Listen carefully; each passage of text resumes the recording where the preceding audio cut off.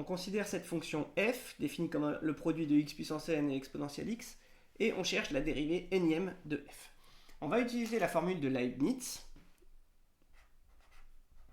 qui nous dit que cette dérivée énième, c'est la somme, pour k allant de 0 à n, de k parmi n. Et alors, je veux la dérivée de cette fonction-là k fois, et celle-là n moins k fois. Alors, je vais faire un petit abus de notation. Je vais dire x puissance n dérivée k fois.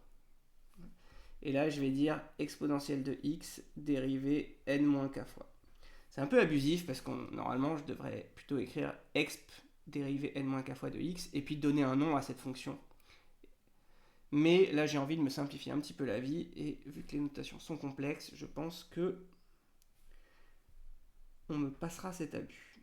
Alors, bon, la dérivée de exponentielle n moins k fois, bah ça c'est juste exponentielle de x. Alors maintenant, la dérivée de x puissance n k fois. Alors là, je vais faire une petite pause. Donc, x puissance n, si je la dérive 0 fois, ça fait x puissance n.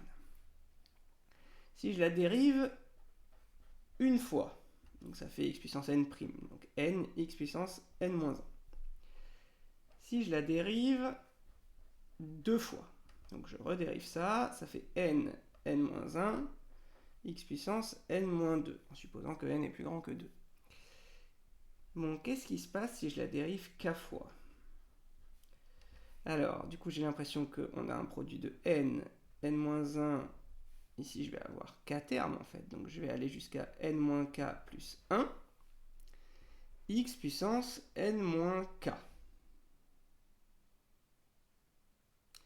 Et ça, peut-être que je peux le réécrire de manière un peu plus agréable. On va dire que c'est la factorielle de n divisé par la factorielle de n-k. Ouais. Fois x puissance n-k.